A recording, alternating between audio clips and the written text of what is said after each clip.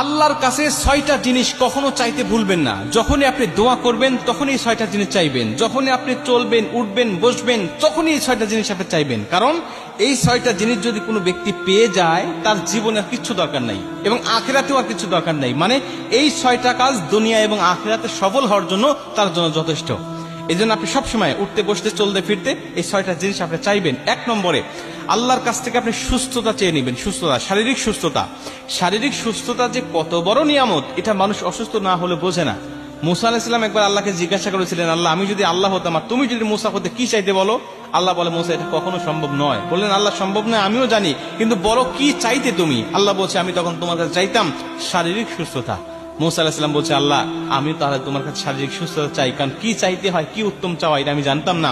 এখন তোমার কাছ থেকে আমি কায়দা করে শিখে নিলাম। আল্লাহ, তুমি আমাকে শারীরিক সুস্থতা দান করো, এটা আল্লাহর কাছ থেকে চেয়ে নিতে হয়। আপনি চাইবেন আল্লাহর কাছে শারীরিক সুস্থতা। ২ নম্বরে হালাল রিজিক আপনি চেয়ে নেবেন।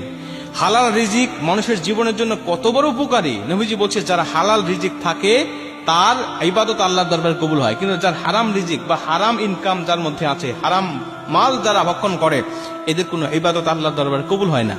আর হালাল রিজিক দুনিয়াতেও মানুষকে সুখময়, শান্তিময় জীবন দেয় এবং পরকালেও আল্লাহ পাকের জান্নাত সে পেয়ে যায়। এজন্য হালাল রিজিক ইনকাম করার চেষ্টা করতে হবে এবং আল্লাহর কাছ থেকে চেয়ে নিতে হবে।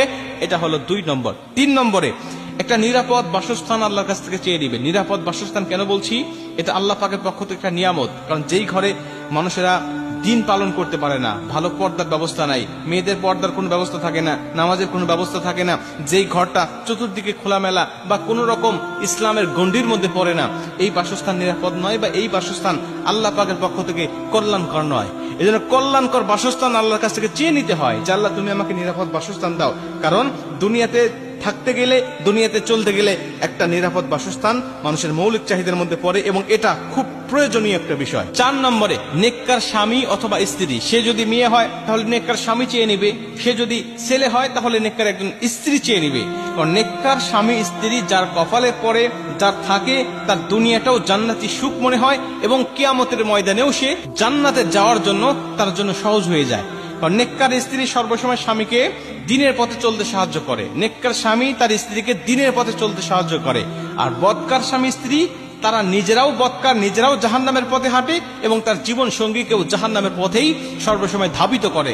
এজন্য নেককার স্বামী স্ত্রী চেয়ে নিবেন। এটা আল্লাহ পাকের পক্ষ থেকে বিশাল একটা নিয়ামত। যার নেককার স্বামী স্ত্রী আছে তার দুনিয়াটাই জান্নাতি সুখ এবং শান্তিময় হয়ে যায়। এটা হলো ৪ নম্বর।